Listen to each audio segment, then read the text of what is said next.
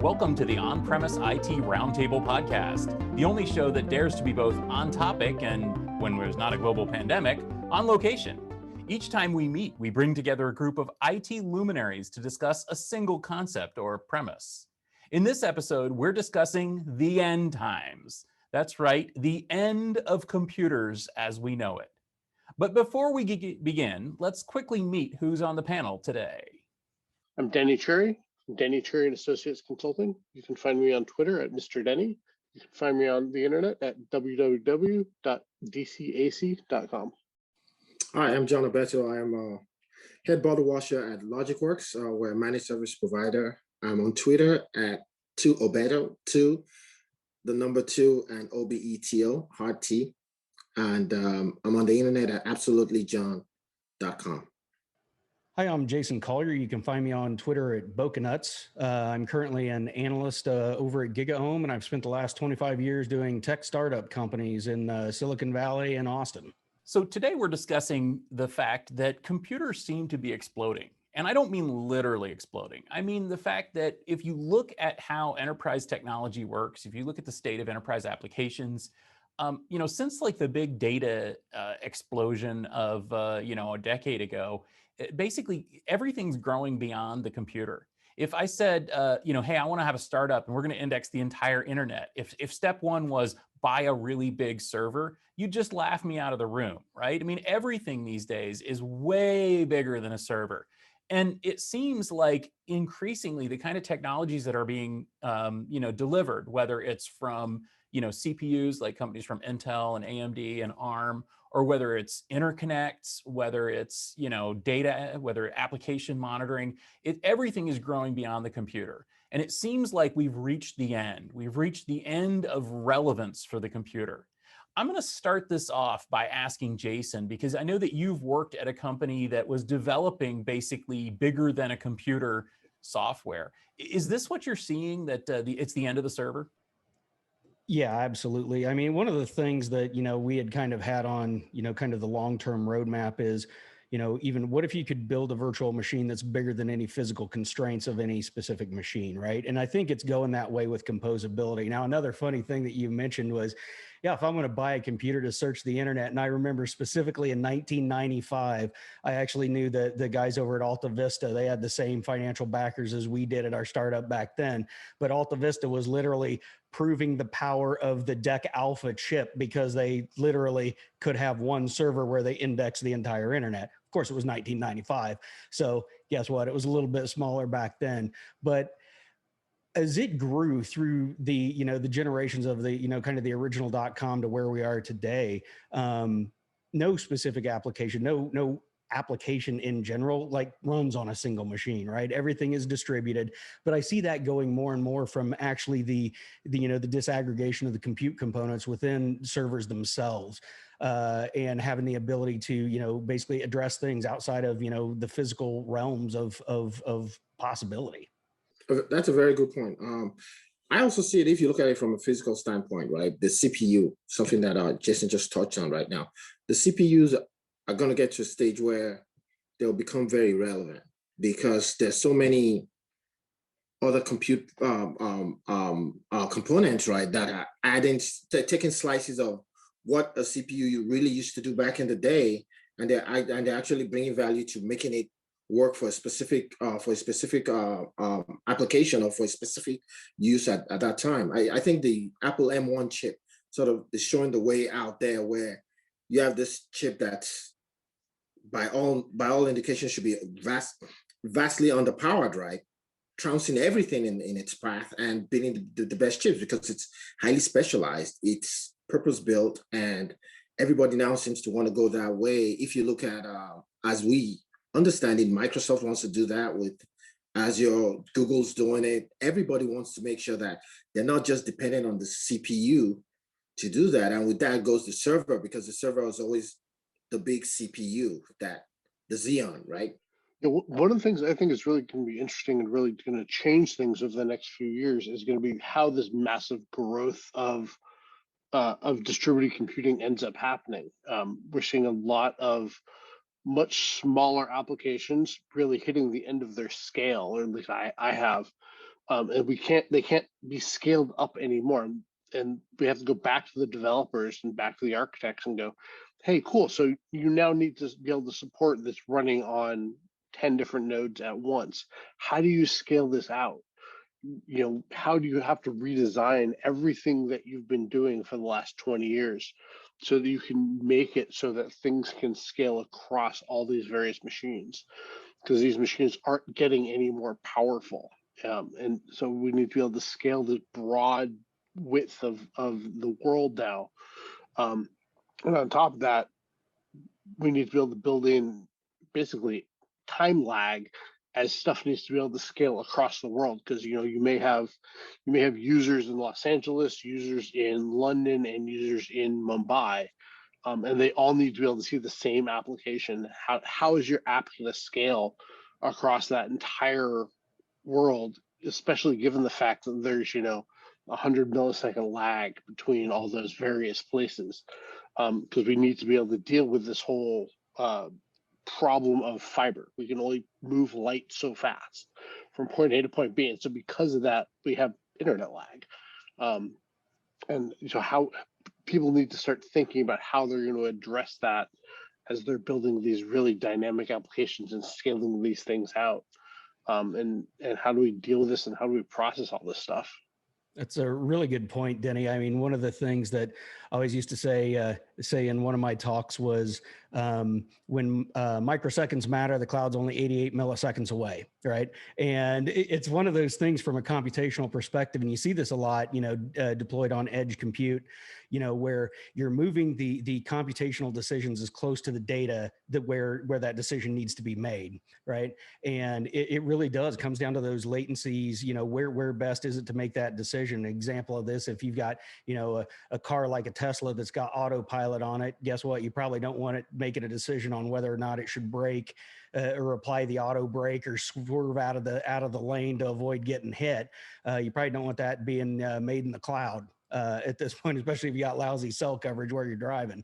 And another way, I think when you see this, like computing moving closer to, the data on which it needs to act, things like computational storage is another prime example where you're actually embedding, CPUs on storage devices.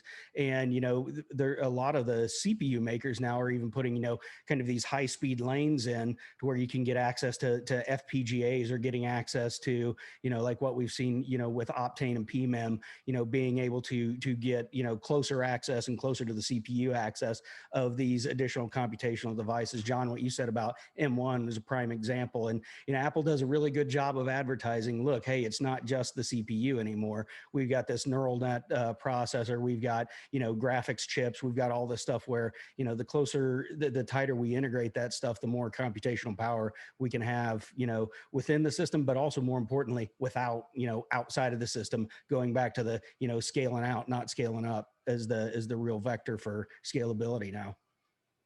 Yeah, I think you nailed one thing here, and I don't even know if you nailed on it. Was talk about the edge and being able to put more things out on the edge, and doing more processing out on the edge. And this is absolutely the case. And where things are going to have to go is things are going to have to get processed out on the edge, because we only want the bandwidth.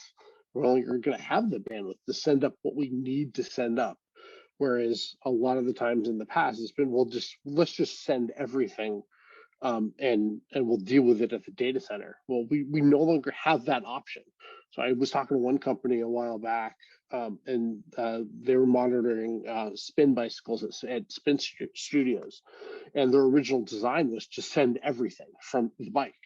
Well, the bikes are now no longer, or they were before pre-pandemic, they were no longer, 3 bikes in the studio. It's now 40 or 50 bikes in the studio. And so taking measurements off those bikes every 5 seconds times 40 bikes suddenly no longer works, because when the studio's got, a basic cable modem. So you have to do a lot of pre-processing over there at the edge before you can actually send stuff up to the main data center to actually store that information. When you're talking about the edge and all that data, I think of a phrase I call data uselessness, right? There's so much extraneous data that you just have to, I'm out there and I'm going back to deepest, darkest, Stephen, with my machete, right?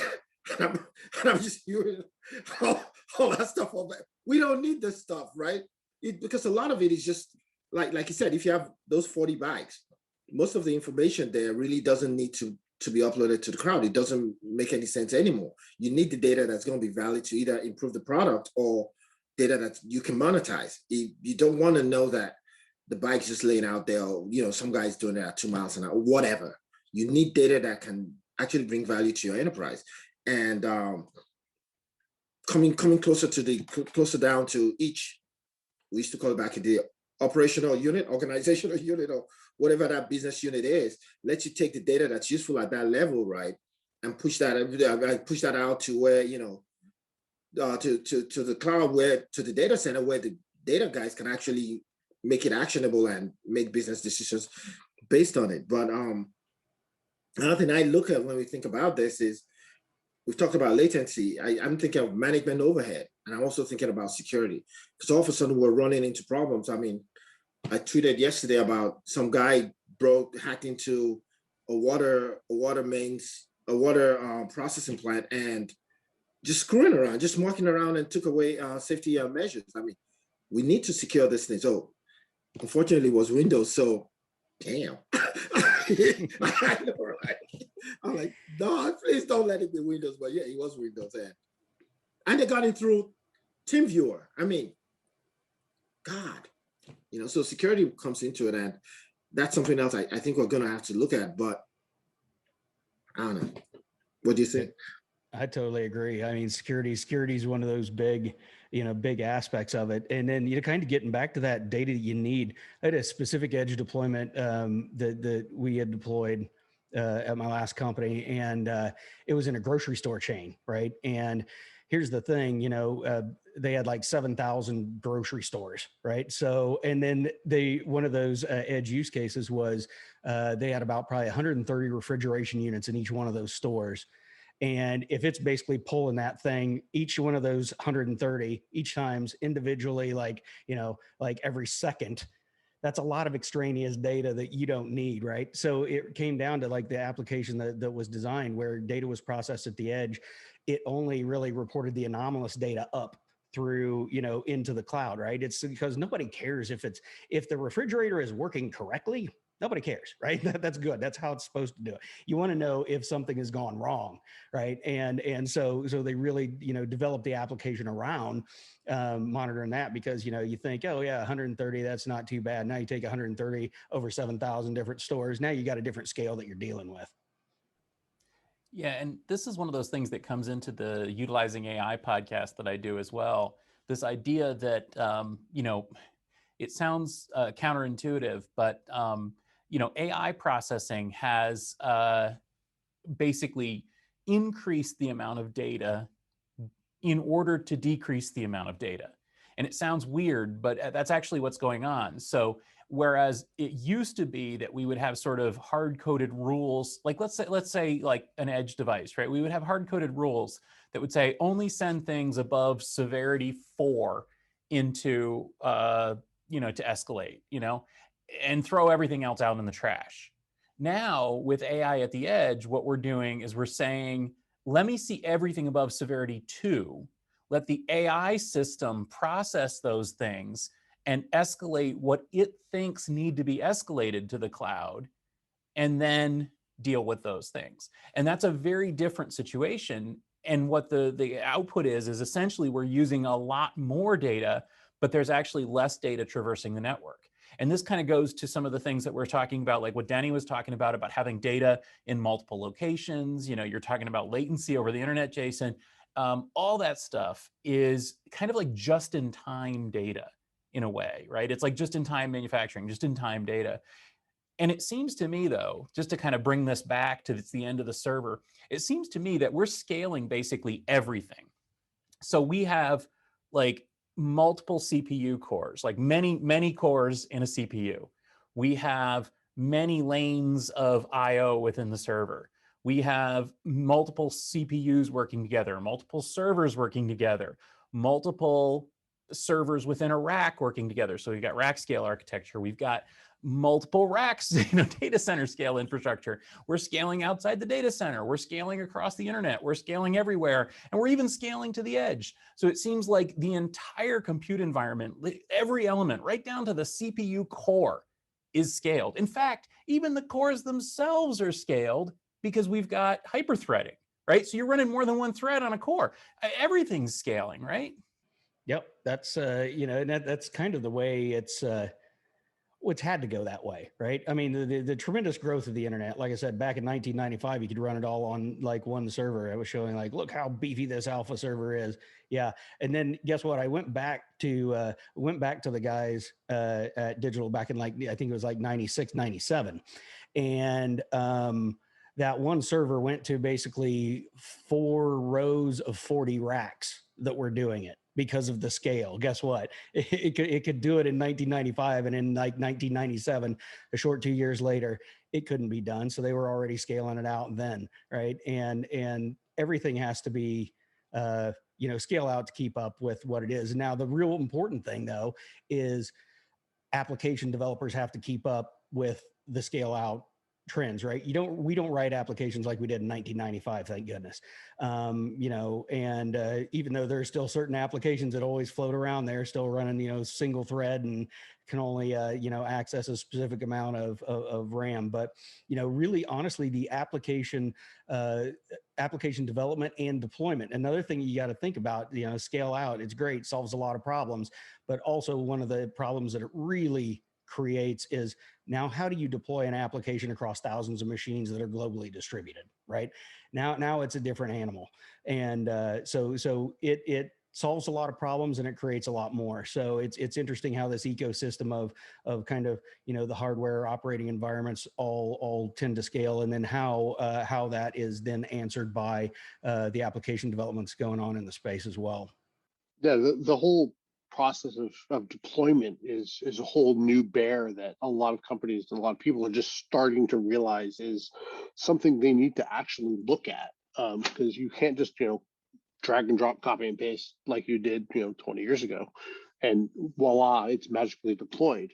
That doesn't work when you need to deploy to 100 or 1,000 machines. So you actually have to have some sort of automation process in place. And this is, I know I'm from not an IT background, but I'm from an administration background. And the whole idea of writing code is a foreign concept to me, basically, up until like 4 or 5 years ago, because we had to suddenly start writing code to deploy and manage at large scale, which we never had to really deal with before. It was always this siloed little, I'm going to manage to look at this one box. And now I need to look at 100 boxes all at the same time because they're all running the same thing. So how do I automate a lot of this? How do I manage all this distributed architecture and distributed systems? This wasn't a thing 10 years ago. Just wasn't. You also have to look at I guess expectations, right? Service expectations from the deployed servers. I mean, if you're in the US, you fully expect almost instantaneous what's what I'm looking for, service from any product you're using.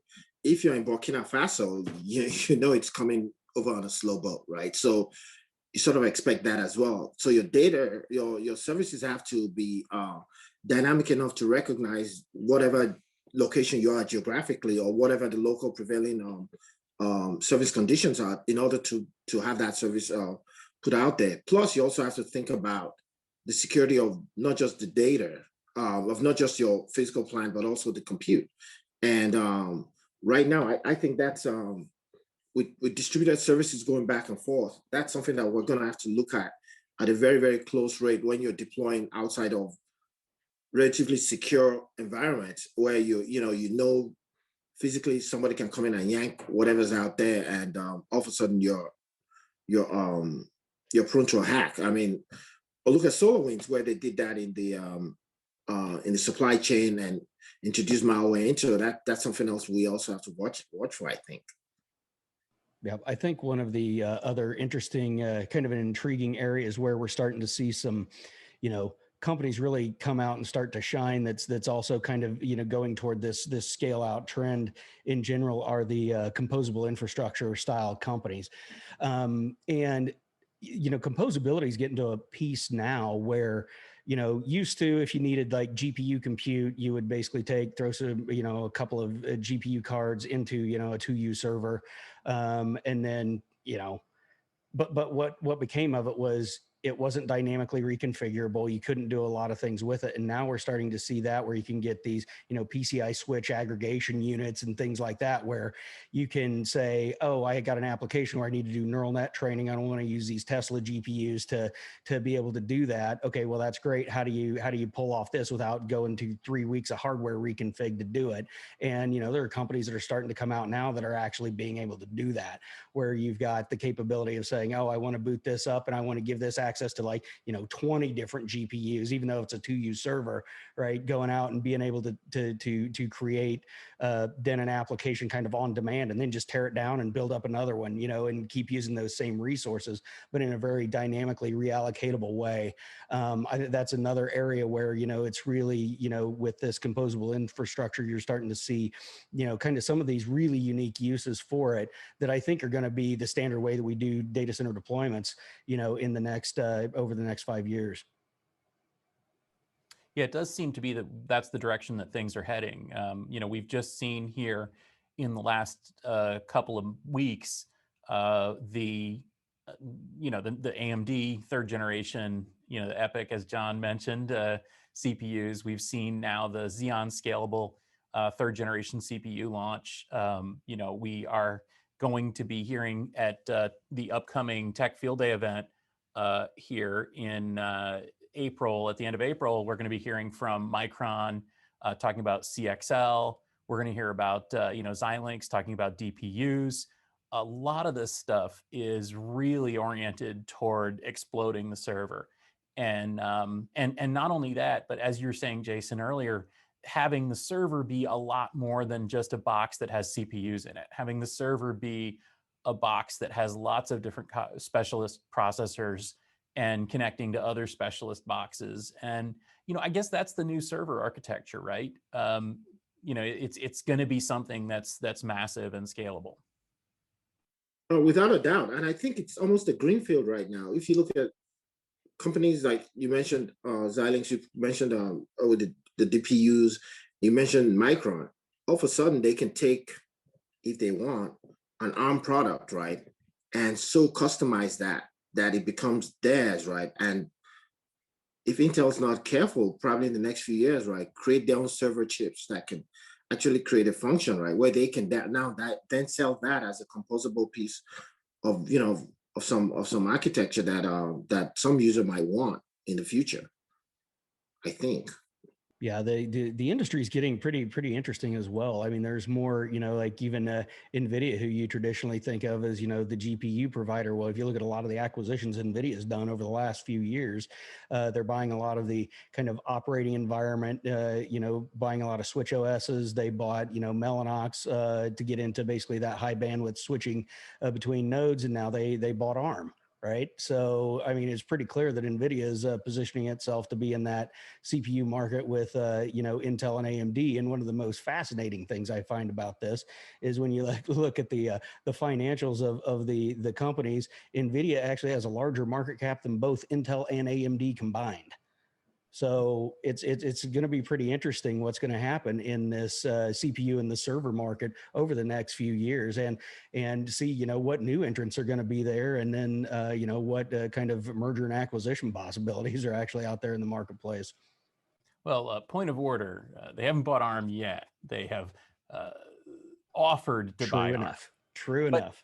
Yeah, that's actually a good summary, Jason, of kind of like where we are. And I wonder, John first and then Denny, do you guys want to give us your summary of this question? Is it the end of the server as we know it?